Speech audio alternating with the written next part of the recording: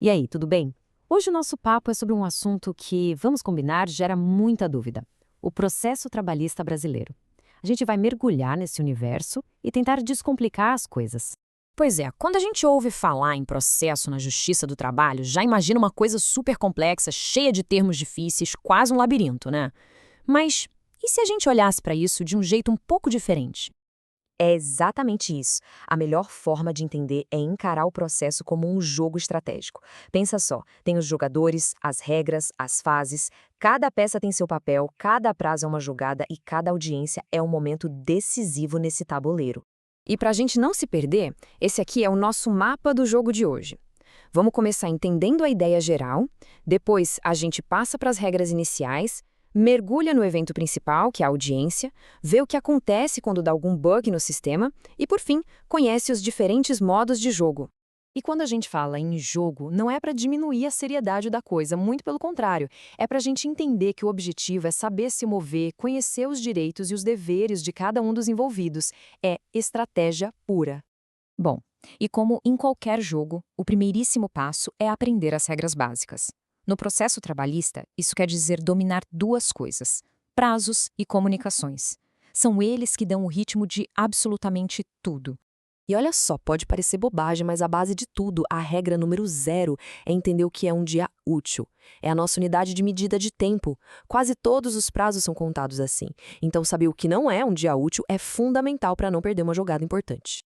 E a velocidade na largada desse jogo é uma coisa impressionante. A lei, lá no artigo 841 da CLT, diz que assim que a ação começa, a outra parte tem que ser notificada em até 48 horas. E a primeira audiência, olha só, acontece com no mínimo 5 dias depois disso. É um cronograma super apertado que exige atenção desde o primeiro minuto. Depois dessa preparação toda, a gente chega no coração do processo, sabe? O evento principal, onde praticamente tudo se desenrola: a audiência. E aqui, a regra de ouro, aquela que não pode esquecer de jeito nenhum, é comparecer. O artigo 843 da CLT é bem direto. A presença de quem entrou com a ação e de quem está se defendendo é obrigatória. Não é um convite, é uma convocação. E faltar pode literalmente acabar com o jogo ali mesmo. As consequências de faltar são bem diferentes para cada lado e igualmente sérias. Se quem entrou com a ação não aparece, o processo é arquivado. Simples assim, fim de papo. Agora, se quem está se defendendo falta, aí acontece a famosa revelia. E o que isso quer dizer? Que o juiz pode considerar como verdade tudo que o outro lado alegou. É praticamente um checkmate processual.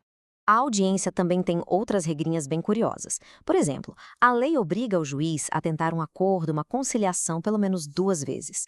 Tem também uma tolerância de até 15 minutos por atraso do juiz.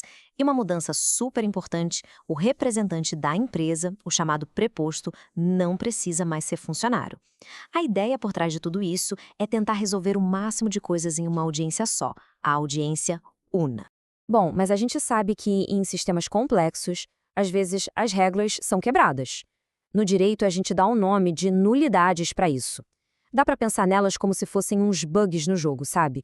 Falhas que podem invalidar uma jogada ou, em casos mais graves, até a partida inteira. Só que nem todo errinho anula o jogo. A primeira grande regra sobre as falhas é o princípio do prejuízo. Basicamente, um erro só vai ser considerado uma nulidade se ele tiver causado um dano de verdade para uma das partes. Sem prejuízo real, o jogo segue. E isso não é só uma ideia. Está na lei.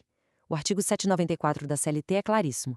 Para anular um ato, o prejuízo tem que ser manifesto, ou seja, óbvio, evidente. É a versão jurídica daquela história de se não quebrou, não precisa consertar. O segundo princípio é o da convalidação, que a gente poderia resumir como fale agora ou cale-se para sempre.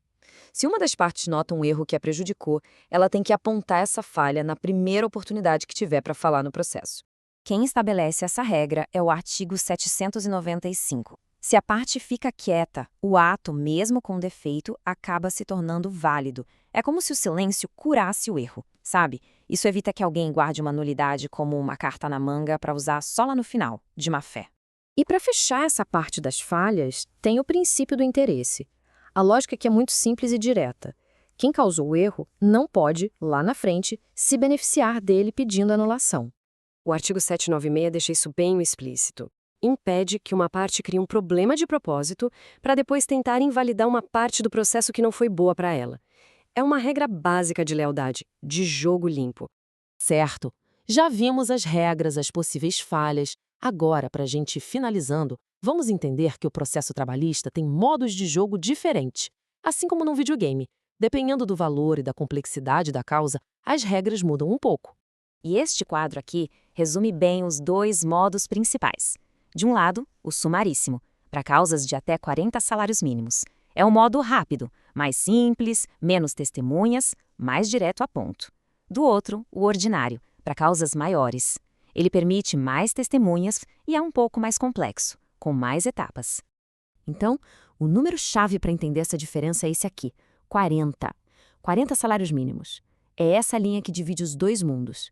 É o fator que determina se o jogo vai ser uma partida rápida ou uma campanha mais longa e cheia de detalhes.